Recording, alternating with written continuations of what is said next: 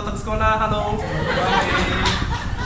Oke, sekarang kita tengok ini model test 2, paper 2. Oke, soalan 4 macam ini. Tengok apa yang diberi. B, C dan tapak A, B, C, D. Apakah huruf yang berulang? C. Okey, kita potong C. Kalau potong C, maksudnya titik C adalah titik sentuh yang ada di tengah. Ada dua huruf lagi. Apa huruf di kiri? B. Hebatnya budak 5 bijak. Okey. Dan sekarang kita tengok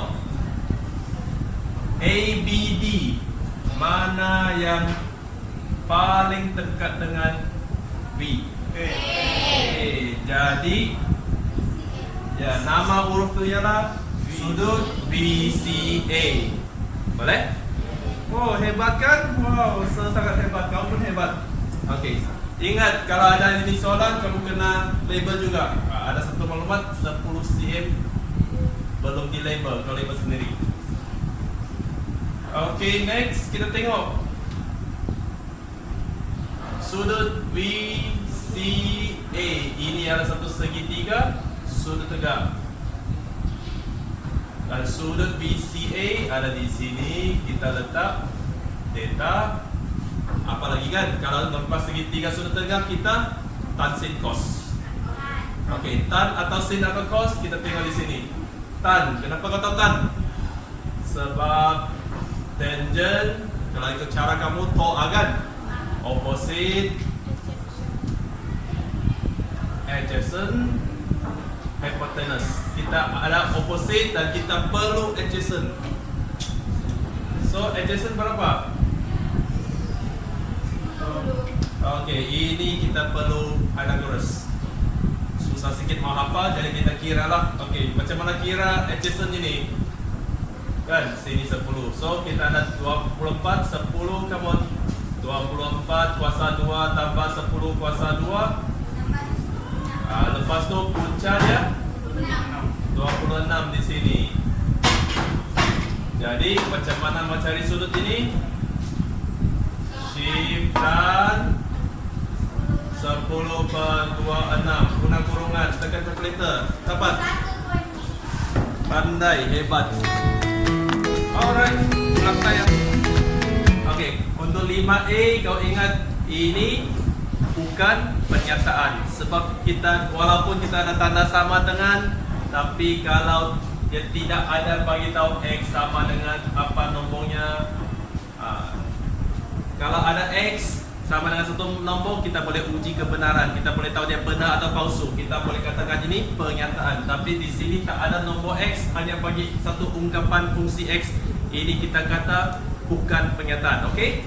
Dan untuk B, mau jawab soalan ini kau tengok jika dan hanya jika. So kerja kamu ialah, ya buat sekarang kamu kena kurungkan apa yang di hadapan tu sebagai P, apa yang di belakang jika dan hanya jika tu seluruh tu sebagai Q. Sesuruh kurungkan semua, maksudnya kau kena salin semua. Tak boleh tinggalkan satu huruf pun. So apakah implikasi pertama? Jika luas semua bulatan M ialah maka dari bulatan M itu ialah 7 cm. Implikasi kedua terbalik. Jika dari bulatan M itu ialah 7 cm, maka fahamlah? Good. Okay, next kita tengok ini. Okay, sesudah suruh kamu hafal puja, sudah kamu hafal? Hampir, tak boleh hampir. Ya, mesti hafal 3 jenis puja. Bentuk 1 ada kata kuncinya semua. Bentuk 2 dan 3 nampak sama, jika P maka Q. Tapi bentuk 3 ada bukan. Ada yang tidak sama, ada yang tidak. Okey? Sekarang hafal ini 3 bentuk. Sekali lagi, ini gambar saya akan hantar ke grup. Okey, sekarang kita kembali ke soalan tadi.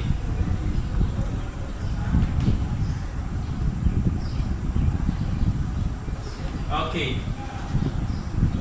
Apa jenis uja ini? Uja pertama, kedua atau ketiga?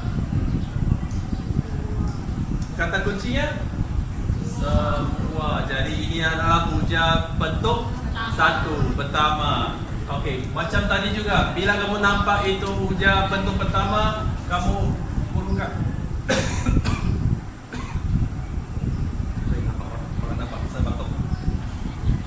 Semua, semua ni kita label A.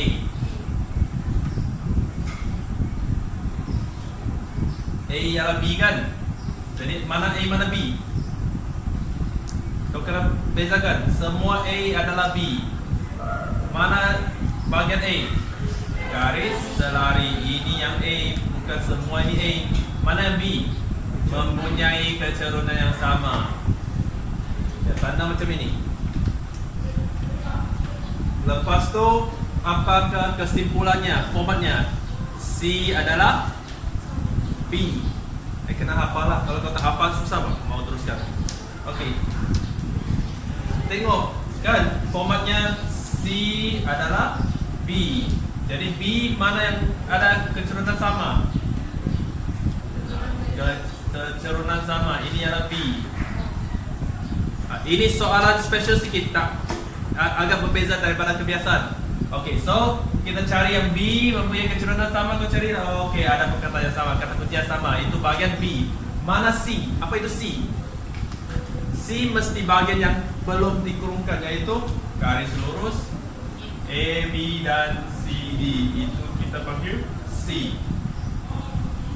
Apakah premis 2 ikut format uja bentuk pertama? Format dulu. Setahu kau sudah dapatkan. Yaitu C adalah A. Semua A adalah B. C adalah A. Jadi C adalah B. Itu format kau kena hafal. Okey, sekarang kita tengok. Mana C? Garis lurus AB dan CD. Mana A? Tapi semua tak mau. Kau tengok setara keluarga semua. Ya, adalah garis selari. Ini baru jawapannya. Ada lain sikit lah, sebab dia ada ini. Kau kena bezakan C itu apa. So tadi kau sudah cari B kan? Maksudnya B ini kita tidak akan ulang lagi. Apa yang bukan B itu kita tulis sebagai C. Boleh faham? Catatkan. Dan akhirnya bahagian D kau tengok. Kena buat kesimpulan. Ada dua jenis kesimpulan, yaitu deduksi, aruhan. Deduksi ialah apa? Ingat? Kau ingat deduksi ialah kesimpulan yang khusus. Okey, kita tengok ini. Okey, kau ingat deduksi adalah kesimpulan yang khusus. Aruhan adalah kesimpulan yang umum. Kalau umum maksudnya jawapan kau akan ada N. Kalau khusus maksudnya dia adalah satu nombor. Contohnya ini. Okey, sekarang dia mau apa? Kesimpulan deduksi. Deduksi kita mau nombor saja. Jangan bagi apa ungkapan N tambah N kuasa 2, tak ada itu. Okey, sekarang kita tengok apa ungkapan yang diberi. Jadi kau tulis di sini N tolak 2 darab 180 tajam. Bagi poligon apa? Pentagon. Pentagon berapa sisi? 5. Jadi kau teruskan di itu N dengan 5. Okey. Tulis tekan calculator berapa? Kawan-kawan, tekan 540.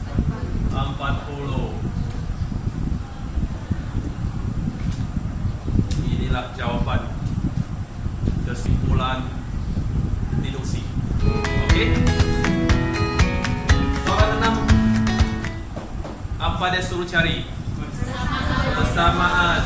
Okey, ingat kita ulang kaji sedikit. Kalau persamaan garis menegak, namanya X sama dengan satu nombor.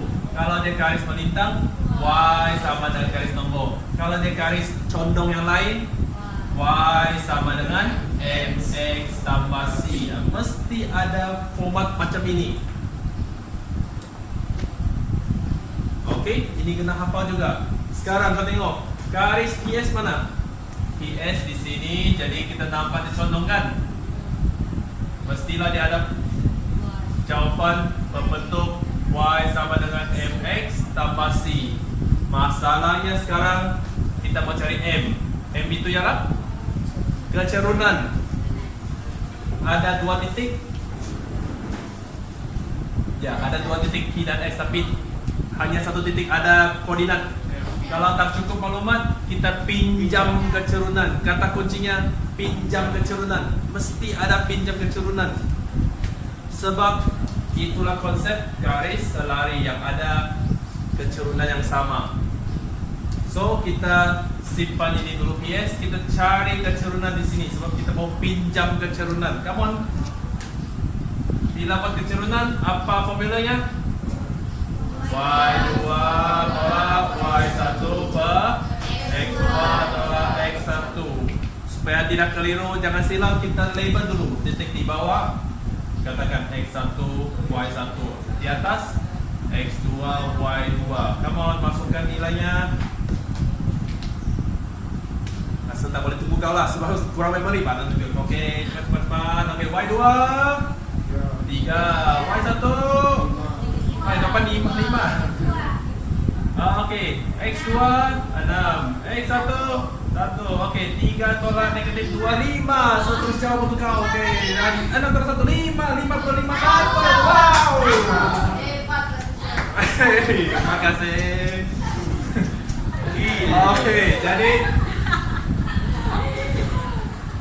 Okey, jadi satu ah. Okey, so sekarang kita boleh tulis ini 1 tambah tulislah. Okey, sekarang kalau Y sama dengan X tambah C, kita sekarang sudah pinjam X1 kan? Okey, 1 tambah tulis, kita pakai koordinat ini.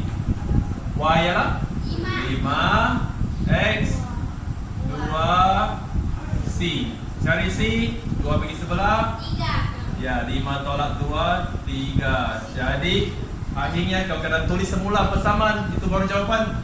Y sama dengan X tambah 3. Inilah jawapan bahagian A. Okey, X, Y jangan kau ganti dengan apa-apa nombor akhirnya. M dan C saja kita mau cari nombor. Boleh faham? Jawab boleh faham. Okey, next bahagian B. Kita masih guna PS tapi kita mau cari pintasan X. Ini pun ulang kaji ringkas. Lain kali kalau kau jumpa pintasan X, kau kena faham satu konsep, yaitu very good, Suhara yang comel dan pandai. Y sama dengan kosong dan pintasan Y X sama dengan kosong. wow, itu ada pointer. Okey, X sama dengan kosong. Ini pun kena hafal. Nanti puji kan tidak kau kena hafal juga. Okey. Okey, sekarang kembali ke sini. Pintasan X. Okey, tadi itu pakai ya. Y sama dengan X tambah 3 dari jawapan A. Apa yang kosong? Pintasan X. Y sama dengan kosong. Jadi ini 3 bagi sebelah jadi negatif. Jadi pintasan X adalah negatif 3. Habis cerita. Cek. Kita tengok inilah 5 bijak yang hadir hari ini. Wow. Itu kan kawan yang hadir. Kau tengok. Say hi, come on, say hi. Sharifah, say hi, come on. Wow, kau tengok. Saya rindu kan Pak Rina dengan kawan-kawanmu. Kau tengok, kau tengok. Wah. Oi, pakai masmu. Bisa kena saman pula. Kau tengok Sumandak di sini. Wow. Hai Sumandak. Halo, halo. Senyum baik tadi. Tika, hai. Say hi to them. Hai Kevin. Handsome boy sini. Okey, kita lihat soalan 7. Okey, soalan 7A. Walaupun senang tapi ada perangkapnya. Kau tengok soalan A. Nyatakan tempo masa dengan laju seragam. Laju seragam adalah bahagian graf yang melintang. Tapi kau kena tengok soalan. Adakah dia minta tanya berapa laju seragam atau berapa lama laju seragam tu dijalankan? Kalau soalan tu minta nyatakan laju seragam, jawapannya 16. Tapi kalau dia tanya tempo masa laju seragam, kita tengok ini berapa?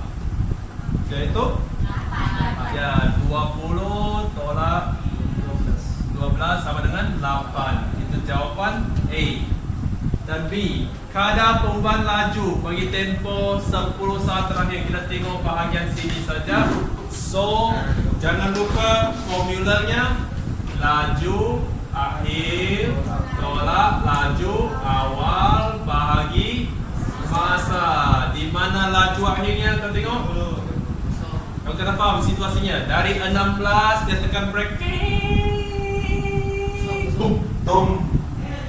Jadi laju akhirnya kosong tolak laju awal 16. Bukan dari sini yang kita tengok bahagian ini saja. Pemasa 30 tolak 20 yaitu 10. So tekan kalkulator, kosong tolak 16 bahagi dengan 10 negatif 1.6. Itu jawapannya. Semua dapatkan? Okay, good. Next.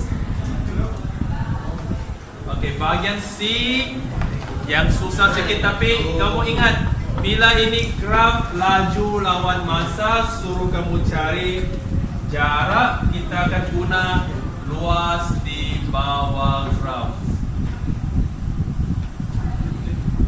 Okey, di sini ada 4 bahagian. Kau boleh buat dengan berbagai cara. Okey, seguna cara salah satu cara lah. Okey, kita tengok. Biasanya saya akan tandakan 3 bahagian ni sebagai ABC. Baik, kita cari luas A. Macam mana cari luas A? Ini adalah satu trapezium. Trapezium macam mana? Luas A 1/2 A tambah B kan? Iaitu berapa ni? 16 tambah B. Darab tingginya 12. Okey. Boleh? Dan bahagian B, panjang darab lebar. Ini 8 darab 16. C segitiga kan? Jadi 1/2 tapak 10 dan tinggi 16. Okey, kamu boleh pemudahkan dulu sebelum kamu tambah. So, ini kamu boleh tekan kalkulator 1/2 dan 12. Pemudahkan jadi 6. Darab masuk 6 kali 16 9, 6 tambah 6B. Okey, ini 8 kali 16. Terus kalkulator. Kalau nombor 200 128. Okey, ini 80 kah? Kan sehebat? Itulah. Cek lagi, ulang lagi, Bang.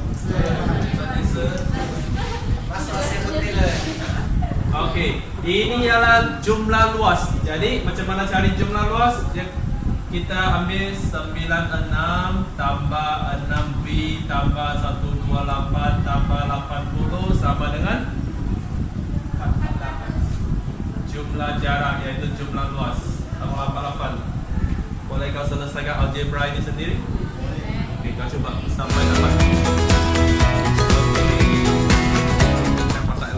Okey, sekarang soalan 8 kita mau guna isi padu. Okey. Jadi, saya kira itu soalan suruh cari isi padu atau suruh cari jejari, cari tinggi, cari panjang apapun, kita mula dengan formula isi padu. Salin ini dari senarai rebus. Kamu nampak ada bentuk prisma dan juga silinder. Salin ini dulu tak ada markah tapi salin. Dan ini luas keratan atas ialah bergantung pada bentuk permukaan ini. Ini adalah bentuk trapezium. Kalau trapezium formulanya ini. Panjang ialah ketebalannya. Nanti kita isi. Okey, sekarang kita tulis dulu. 1/2 A tambah B. Sisi yang satu panjang satu pendek. 18 tambah 30. Okey, very good. H ialah tingginya 20. Panjang ketebalan ke belakang tu 14. Okey, ini saya rasa boleh sekali tekan kalkulator kan? Ya? Sorry? Punya besar? Okey, baik. Next, kita pergi bahagian silinder yang dikeluarkan. Kan, yang dipotong kan? Okey, pi tulis. J, jejari. Okey, jejari kita disuruh cari kan? Jadi kita tulis J kuasa 2, biarkan di situ. Dan T, tingginya, ya, ini tingginya 14.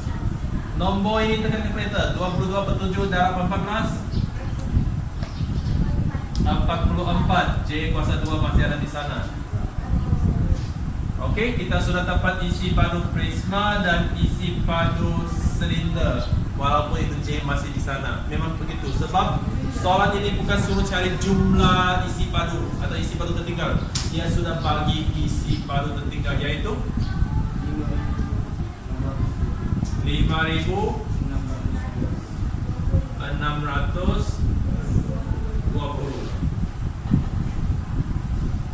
Itu ialah isi padu yang tertinggal kan? Kenapa tertinggal? Sebab 6.720 tolak 44 J kuasa 2 sama ini. Okey, isi padu besar prisma tolak isi padu silinder yang kecil tu, kita dapat isi padu tertinggal 5620. Boleh? Okey, so tinggal sikit saja. Ini nombor pindah ke belakang untuk ditolak. Okey, negatif 44 J kuasa 2 5620 tolak ini. Come on, tolak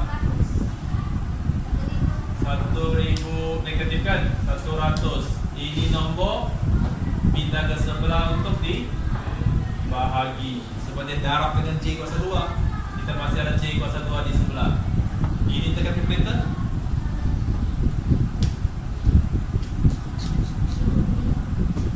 Ya. 25. Okey.